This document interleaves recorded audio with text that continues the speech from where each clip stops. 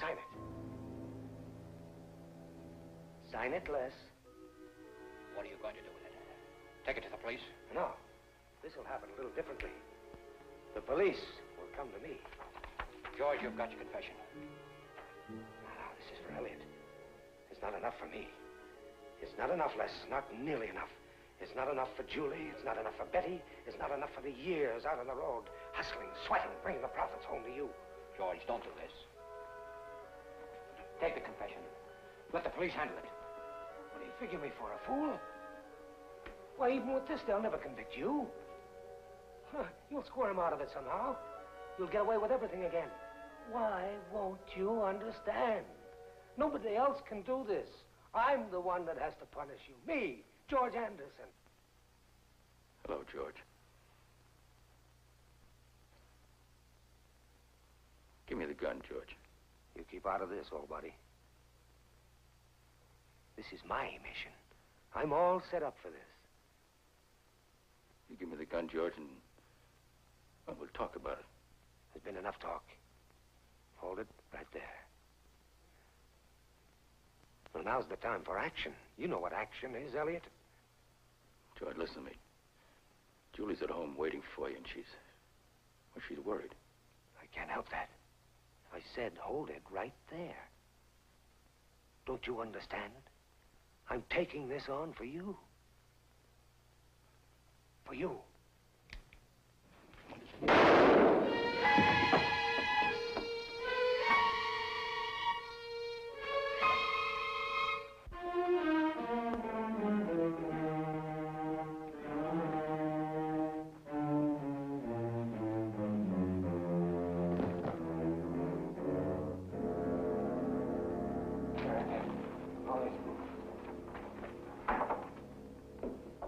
Medic!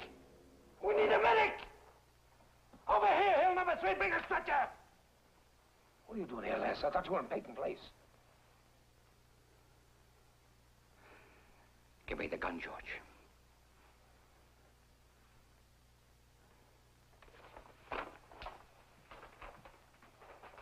Where's the stretcher? Operator. Operator, this is an emergency. Bring a stretcher! Will you bring a stretcher? Mother, don't keep telling me not to worry. Where is he? Well, is that the truth? You really don't know? Mother, I'm sorry. I know you're worried, too. But when Daddy comes home, please call me. Bye-bye. Miss Anderson, may I see you for a moment? Yes, Miss Choate. I thought I asked you to inventory the linen. Well, I was on my way, but I had to make a phone call. Had to. There's a problem at home. That's where a problem should stay. A nurse's aide must concentrate on her work. Sorry, Miss Choate, I didn't realize the linen was an emergency. It's not your job to evaluate your duties, simply to perform them. Of course, you're right. A hospital is a machine, Miss Anderson, and it runs on efficiency. Even the least important members of the staff must put aside their personal problems when they report to work. Miss Choate's right, Miss Anderson. We're the new breed here. No feelings, no failings. I'm surprised you find that amusing, Dr. Rossi. Well, the hospital has no regulations against levity, do they, Miss Choate? At the proper time, after the work is done. No, I think you're asking for the impossible, Miss Choate. None of us, Miss Anderson, myself, or even you for that matter, can completely leave our problems outside the door of the hospital.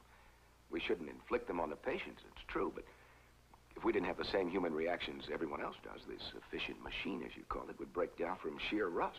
Isn't that true? Yes? Yes, he's right here. Emergency service. There's been a shooting at the Harrington house. The ambulance is waiting for you. Notify the blood bank, have the inhalation squad standing by. Yes, Doctor. Miss Choate, who is it? They don't know.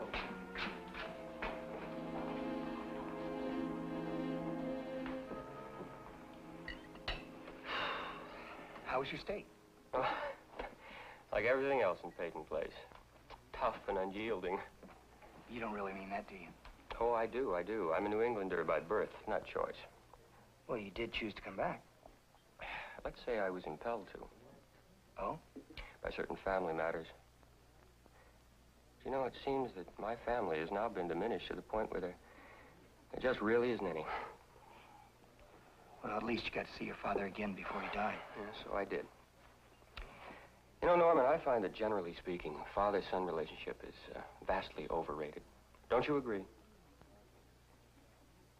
Well, I'm not sure I know how I feel about that. Well, one of these days, I expect you'll be finding out. Waitress, my check, please. Here. Oh, no. The treat's on me. All right. Oh, I'd feel a lot better if I knew that for sure. Elliot's so good with George. Yes, he is. It's funny, George finding a friend in Elliot Carson. Weren't they in the same class at school? Were they? I've forgotten. Do you remember Elliot then? It's a long time ago. Well, there was something so appealing about him. He certainly deserved a lot better than Elizabeth and all the other things that happened to him. Yes, he did. Hello.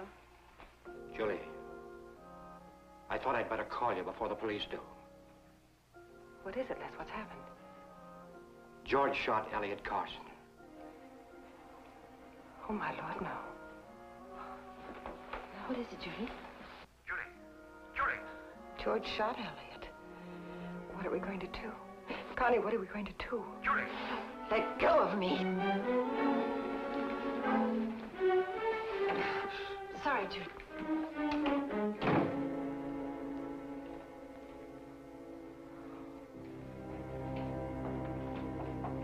Uncle Matt. Hello, you two. Hello. It's quite a pile of books. Oh, his and hers. Yeah, I brought you something.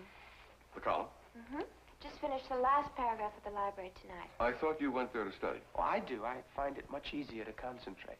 With Allison. Oh, she's very quiet, you know. Soft-spoken, perhaps. I wouldn't say quiet. Uncle Matt, no. An ambulance. Sounds more like a police car. There's another one. Well, that's the ambulance. Run along, will you? I have work to do. Good night, Uncle Matt. Good night.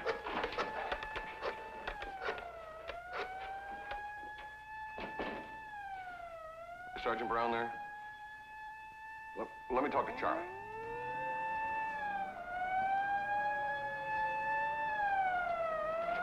I hate sirens. They always frighten me. Come on.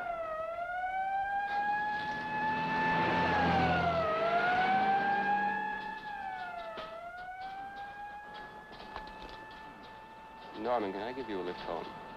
No, it's out of your way. No, not really. Not at all.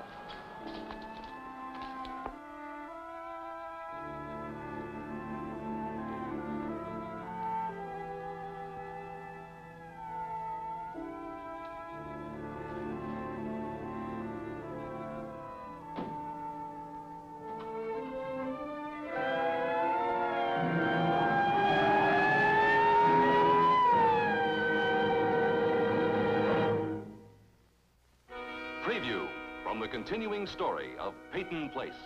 Matt, I want you to soft pedal us in the paper. You do? There's no reason to go into detail. It can only cause trouble. You've been asking for trouble for a long time, Leslie.